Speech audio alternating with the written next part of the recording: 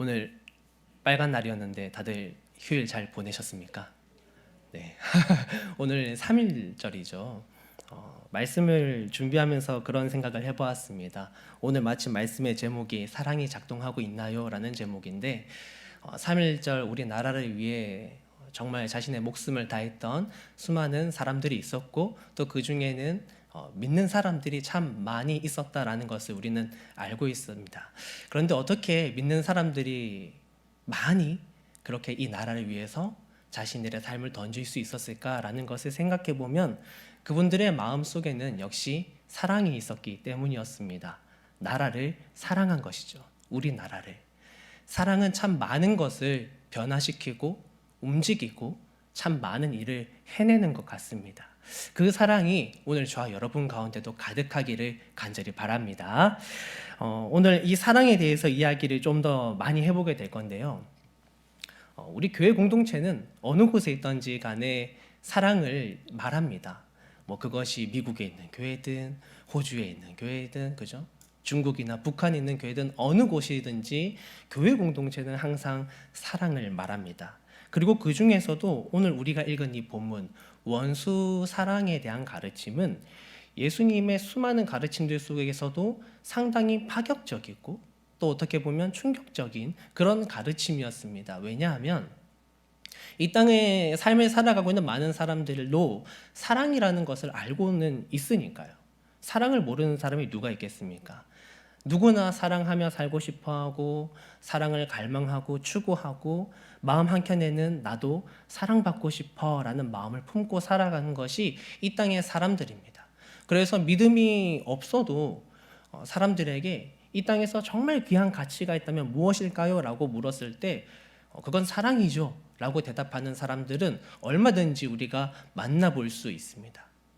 그런데 그럼에도 불구하고 예수님의 가르침이 오늘 우리에게 굉장히 파격적으로 다가오는 것은 이 땅을 살아가는 많은 사람들이 그저 일상적으로 가지고 살아가는 그 사랑이라는 개념을 아득히 뛰어넘는 다른 어떤 사랑을 주님께서 굉장히 구체적으로 우리에게 제시하고 계시기 때문입니다.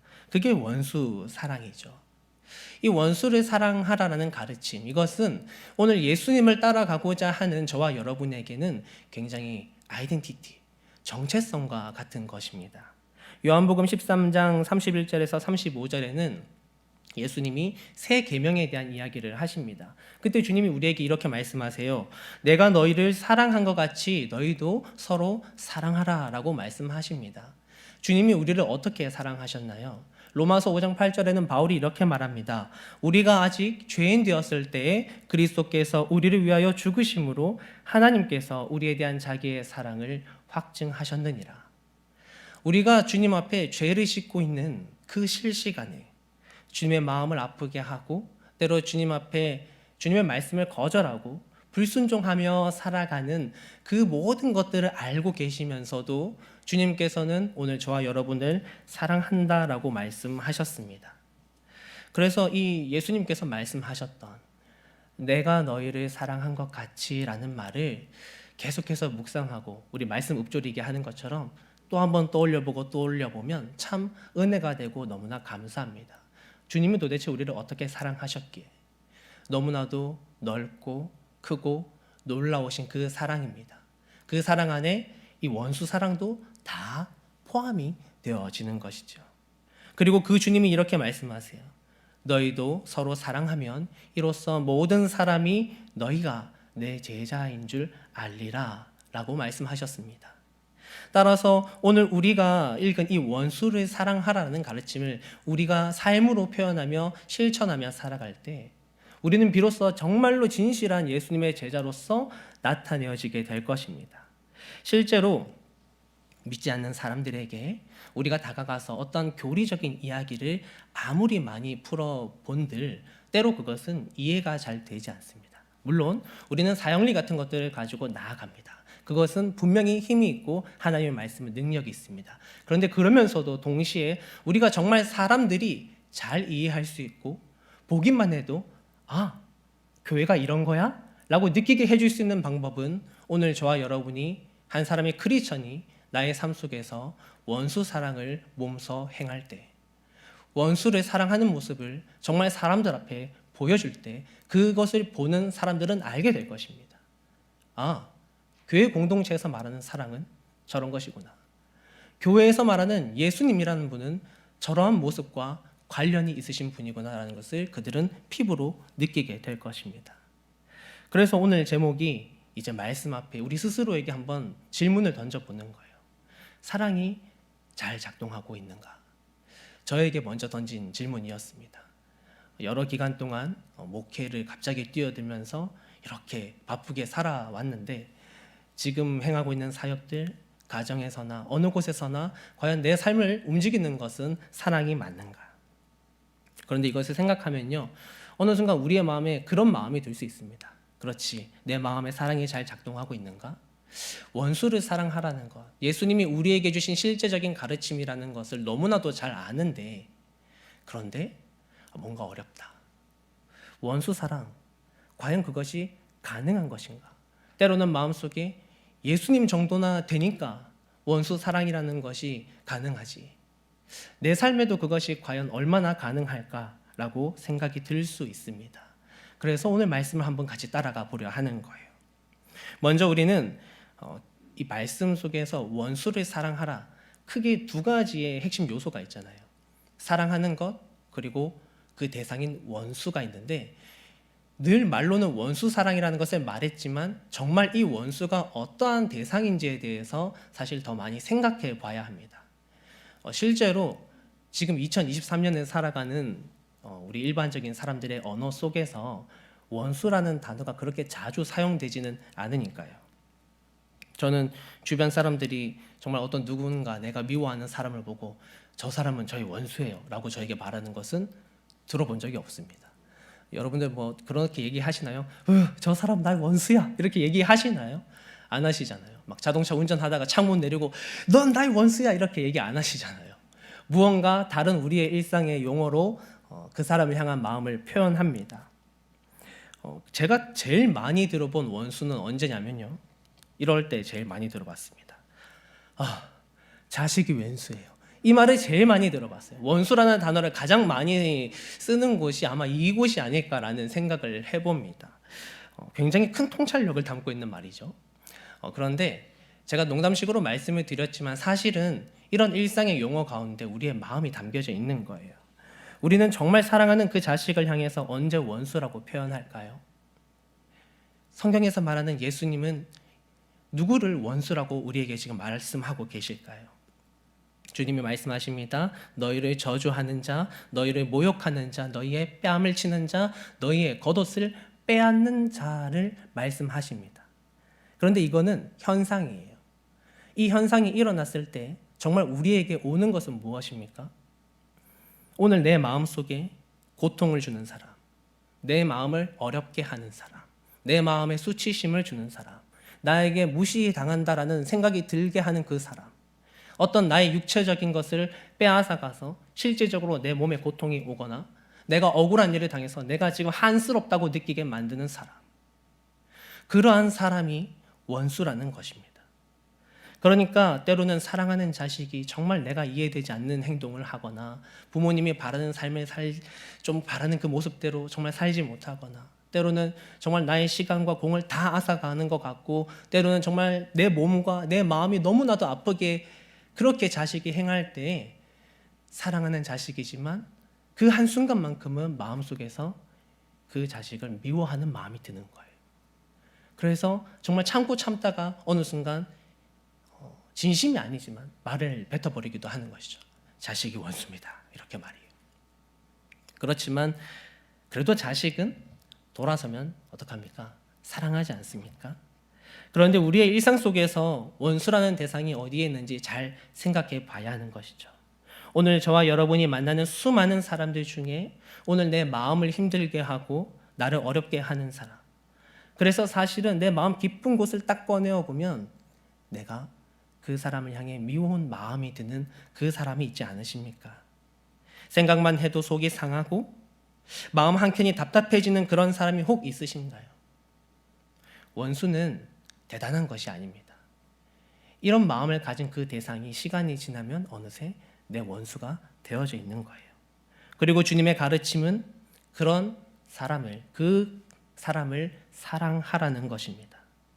그래서 28절과 29절은 사실 오늘 우리에게 원수는 도대체 어떤 존재인가를 더 잘 알려주는 구절이기도 합니다. 그리고 이어지는 30절과 31절은 이제 어떤 말씀이냐면, 도무지 그 원수 사랑이라는 것을 어떻게 해야 될지 잘 모르겠는 우리에게 조금 더 현실적으로 실질적인 이야기를 들려주고 계신 거예요. 물론 28절과 29절에도 지침들이 나옵니다. 그런데 이런 지침들의 역할은 우리가 주님의 말씀대로 살았을 때 어떻게까지 살아갈 수 있는가를 보여주는 거예요. 예시죠, 예시. 그래서 저주하는 자를 만났을 때 그를 축복할 수 있고, 주님 말씀대로 잘 살면 모욕하는 자를 만났을 때 그를 위해 기도해 줄 수 있고, 뺨을 맞으면 고소를 하는 것이 아니라 반대뺨을 돌려댈 수도 있는 여유가 있고, 그리고 누군가 내 겉옷을 빼앗으려 할 때 이것을 빼앗기지 않기 위해서 마구잡이로 당기는 것이 아니라 그저 이 손을 놓고 나의 다른 것까지 내어줄 수 있는 그러한 모습이 될 수 있다라는 거예요. 그런데 우리는 때로 착각합니다. 꼭 나에게 어떤 저주하는 자가 있을 때 그냥 그 사람을 위해서 난 축복의 말을 뱉어야지, 이걸 인위적으로 생각해서 하는 게 아니라는 거예요. 누군가에게 모욕을 당했을 때 빨리 본당에 가서 그 사람을 위해 기도해야겠다 라는 것이 아니라는 거예요. 실제로 우리의 삶에 다가오는 상황은 너무나도 많습니다. 이런 원수만 있는 것이 아니잖아요. 요즘 세상에 누가 남의 뺨을 함부로 때리겠습니까? 잘못하면 큰일 나는데요. 그렇지만 우리의 삶 속에서 어떠한 원수를 만나든지 간에 우리가 여기에서 제시하고 있는 주님의 말씀을 따라가면 그를 사랑할 수 있게 된다라는 것입니다. 그래서 오늘 30절과 31절을 같이 한번 더 집중하여 따라가 보겠습니다. 30절입니다. 내게 구하는 자에게 주라고 말씀하고 계세요. 35절에 있는 말씀까지 보면 아무것도 바라지 말고 거저 주라고 주님이 말하고 계십니다. 때로 자녀가 원수같이 느껴지지만, 때로 자녀가 속상하게 하지만, 여러분, 어느 부모가 자녀가 생선을 달라는데 뱀을 주고 자녀가 떡을 달라는데, 알을 달라는데 정갈을 주는 부모가 어디 있겠습니까? 비록 나의 그 자녀가 어젯밤 나를 너무너무 속상하게 하여도 오늘 아침에 눈 비비고 일어나서 엄마 밥 주세요 라고 하면, 물 주세요, 놀아주세요 하면 다 주잖아요. 막 평소에 살 때는 정말 전화 한 번 없다가 용돈 딱 떨어지면 전화 와서 막 애교를 피우더라도 그걸 다 알아도 용돈을 보내주잖아요. 그런데 그렇게 내 마음을 힘들게 하는 사람에게 거저 주라는 것입니다. 그의 마음을 알아주라는 것입니다. 정말 그러고 싶지 않겠지만 내 마음속에 어려움이 드는 그 사람의 바람이 무엇인지를 좀 관심 가져 보라는 것입니다. 어떻게 하냐면 내 자녀에게 사랑할 때 아무 대가를 바라지 않는 것처럼 말이죠. 우리는 자녀를 사랑할 때 아무 대가를 바라지 않잖아요. 누군가의 마음을 알아줍니다. 그런데 우리의 자세가 그렇게 되어서는 안 되는 거예요. 내가 이번에 너에게 한번 양보했으니까 다음엔 너도 한번 양보하겠지. 내가 이번에 한번 희생했으니까 다음엔 너의 차례야. 이러한 모습이 아니다라는 것입니다. 그저 끝없이 한 번 또 한 번, 주님께서 오늘 나를 용서하시고 또 용서하셨던 것처럼, 주님께서 제자들에게 7번씩 70번이라도 용서하라고 말씀하셨던 것처럼 그저 우리가 할 수 있는 대로 그 사람을 향하여 나아가 보는 것입니다. 쉽지 않지만 사실은 너무나 분명한 주님의 말씀의 방향이 지금 제시되어져 있어요. 원수 사랑 도대체 어떻게 하는 것인가? 도대체 원수 나에게 어떤 사람인가라는 것조차도 주님께서 지금 말씀 속에 다 보여주고 계십니다. 어떤 사람이 나의 원수고 그 사람에게 오늘 내가 어떻게 행동하면 되는지를 명확하게 보여주셨어요. 울며 겨자 먹기라도 괜찮습니다. 주님의 말씀의 진리에 벗어나지만 않는다면 오늘 그 사람에게 다가갈 수 있기를 바랍니다. 그저 예수님을 닮아가고 싶어요라는 그 마음 하나로 오늘 이 사랑을 품어볼 수 있는 저 여러분 모두가 될 수 있기를 간절히 바라고 소망합니다. 그리고 31절입니다. 남에게 대접받고자 하는 대로 너희도 남을 대접하라 라고 말씀하세요. 참 신기하죠? 이것이 원수를 사랑하는 방법이라고 하십니다. 누군가와의 관계적으로 어려움을 겪을 때 사실 사람들의 마음은 다 똑같아요. 내가 사과를 받고 싶습니다. 내가 이해를 받고 싶습니다. 내 잘못보다는 그 상대방의 잘못이 훨씬 더 커 보이고 때로는 그 상대방의 삶의 양식이 되게 이해가 안 됩니다. 그래서 너무나도 당연하게 정말 이 순간만큼은 내가 사과를 받아야 돼라는 마음이 들 수 있습니다. 그런데 재미있는 것은 내가 그렇게 생각할 때 나의 그 상대방도 나와 똑같이 생각한다라는 거예요. 그러니까 인간의 관계 속에서 자꾸 골이 깊어지는 것입니다. 내가 먼저 사과받고 싶은 때, 내가 먼저 받고 싶은 때에 원수 사랑의 가르침은 내가 받고 싶은 대로 먼저 주라고 하십니다. 중요한 것은 내가 받고 싶은 마음을 그에게 먼저 주었다고 해서 그가 꼭 나에게 그것을 돌려주리라는 법은 없어요. 그렇지만 그럼에도 불구하고 주님은 이것이 원수를 사랑하는 방법이라고 하십니다. 참 신기한 것이 가장 가까운 사람의 아내와 아이를 떠올리면 이 말씀이 늘 떠오릅니다. 재밌게도 옛날에는 이제 아내와 저랑 둘이 있으니까 뭐 집에서 스파크가 튀겨도 이렇게 둘이서 튀기잖아요. 그런데 이제 자식이 생기는데 4살짜리 애랑도 무슨 그렇게 싸울 일이 있나라고 생각했지만 흥흥하게 되는 일들이 있더라고요. 이 4살짜리 애랑도 야 네가 이기냐 내가 이기냐 이렇게 하는 순간들이 있더라고요. 그런데 그때 그저 주님의 십자가를 다시 생각하고 묵상하면서 먼저 다가가고 먼저 사과하고 이해받고 싶은 만큼 더 많이 이해해 주려고 하면 때를 쓰던 아이가 때를 멈춥니다. 그리고 어느 순간 다가와서 미안하다라고 얘기를 합니다. 굳은 표정의 아내가 어느 순간 보여요. 이게 웃음을 참으려고 입술이 이렇게 실룩실룩 거리는데 사실은 이미 마음이 다 녹은 거예요. 그런데 이 분위기가 막 냉랭했으니까 갑자기 웃을 수는 없는데 사실은 웃고 있는 게 보이는 거죠. 그렇더라고요. 가족이니까 조금 더 편안함이 있지만 사실은 다른 사람들에게도 마찬가지인 것입니다. 이해받고 싶다면 먼저 이해해 주세요. 존경받고 싶다면 다 내려놓고 먼저 존경해 주는 것입니다. 누군가의 성실함을 보고 싶다면 그저 내가 먼저 성실하게 나아가는 거예요. 그 사람이 설사 나의 마음을 계속해서 어렵게 하더라도 그 사람이 내가 이렇게 노력하고 있다는 것을 전혀 알아주지 않더라도 우리는 그렇게 나아가는 것입니다. 왜냐하면 주님이 지금도 저와 여러분에게 그렇게 행하고 계시니까요. 사랑하는 서강의 가족 여러분, 오늘 우리가 더욱 깊은 사랑을 품는 주님의 자녀로 세워지기를 주의 이름으로 축복합니다. 32절 33절에 주님 말씀하십니다. 너희가 만일 너희를 사랑하는 자만을 사랑하면 칭찬받을 것이 무엇이냐? 죄인들도 사랑하는 자는 사랑하느니라.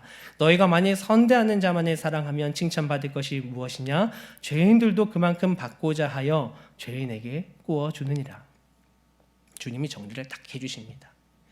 오늘 나에게 먼저 다가와서 좋은 말 해주는 사람, 내게 먼저 와서 베풀어 주는 사람, 내게 먼저 와서 내 마음에 즐거움을 주는 사람, 고맙죠. 감사하죠. 그 사람에게 나 또한 잘하는 것 주님이 말씀하시는 거예요. 그건 칭찬받을 만한 일이 아니라 우리의 마음속에 양심이 살아있으면 당연한 거라는 거예요. 그것은 마땅히 해야 하는 것이다라는 거예요. 만약 주님의 사랑이 우리가 잘 알듯이 만약 주님의 사랑이 딱 이 정도의 사랑이었다면 오늘 이 자리에 예배 자리에 있을 수 있는 사람은 사실 아무도 없습니다. 사실 오늘 저와 여러분 정말 주님 앞에 지금도 이 순간에도 크신 사랑을 많이 받고 계신 거예요. 오늘 내가 주님의 사랑을 정말 많이 누리고 있는 사람이라는 것을 믿으시기 바랍니다. 34절에 주님 이렇게 말씀하세요. 오직 너희는 원수를 사랑하고 선대하며 아무것도 바라지 말고 꾸어주라. 그리하면 너희 상이 클 것이요 또 지극히 높으신 이의 아들이 되리니 그는 은혜를 모르는 자와 악한 자에게도 인자하시니라. 마지막에 나오는 이 말씀을 보세요. 그는 은혜를 모르는 자에게도 인자하시대요. 우리는 그렇잖아요. 내가 이만큼 했는데 저 은혜도 모르는 놈, 내가 이만큼 했는데 그 마음도 모르는 너 더 다시는 사랑하지 않을 거야. 난 여기까지야. 넌 이제 여기서 끝이야 라고 말은 하고 싶은 것이 우리의 마음인데 사실은 주님은 그러신 거예요. 은혜를 모르는 우리도 주님께서 끝까지 붙드시는 거예요. 오늘 이 은혜를 모르는 자가 저인 거예요. 하나님이 오늘 저에게도 수많은 사랑 주시고 수많은 기회 주시고 많은 시간 주셨는데 순간순간 그 은혜를 잊고 살아갑니다. 그래서 다른 사람들에게 사실은 실망할 입장이 아니에요. 누군가에게 먼저 다가갔다가 누군가에게 먼저 사랑했다가 거절당해도 여러분 낙심하지 마십시오. 오늘 내가 먼저 주님 앞에 용납받았음을 기억하십시오. 그렇게 그저 깊은 사랑으로 나아가십시오. 그런 저와 여러분이 되기를 간절히 바랍니다. 다시 한번 오늘의 물음을 떠올려 봅니다. 내 안에 주님께서 내 삶에 부어주신 그 사랑이 잘 작동하고 있을까? 여러분, 오늘 이 말씀을 전하는 것은요, 여러분이 난 이렇게 살지 못했어 라고 하고 난 왜 이렇게 살지 못하지? 라며 실패감에 빠져있는 그런 모습이 되시라고 이 말씀을 드리는 것이 결코 아닙니다. 저도 정말 한없이 부족한 사람입니다. 당연해요. 저도 사실은 원수 사랑이라는 것 어떻게 해야 할지 그 깊이를 앞으로도 더 많이 알아가야 하는 그런 사람입니다. 그저 기도하며 말씀을 준비하는 가운데 바라보니까 주님께서 원수는 사실 우리의 일상 가운데 정말 가까이에 있었다라는 것을 알려주시고 그 원수 사랑 어떻게 해야 될지 모르겠지만 사실은 말씀을 보니 정말 새삼스럽게 너무나도 친절하게 그 방법들을 알려주셨더라고요.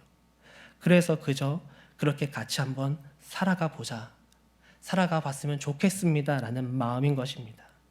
올 한 해 우리의 주제처럼 예수님만 바라보면서 예수님의 십자가를 생각하면서 우리가 믿고 있는 그 사랑, 지금도 우리에게 부어지고 있고 실시간으로 충만하게 흘러넘치고 있는 그 사랑을 기억하면서 오늘 저와 여러분 속에 있는 그것을 조금 더 성숙하게 만들어 갈 수 있기를 간절히 바랍니다. 우리가 함께 서로 마음을 맞대고 정말 서로가 이 말씀을 어떻게든 실천해 보겠노라 애쓰며 살아간다면 하나님이 기뻐하실 거예요. 이것이 저와 여러분의 유일한 소망이 되기를 바랍니다. 우리 안에 사랑이 잘 작동할 때 하나님이 기뻐하시는 그런 저와 여러분이 될 수 있기를 주의 이름으로 축복합니다. 기도하겠습니다.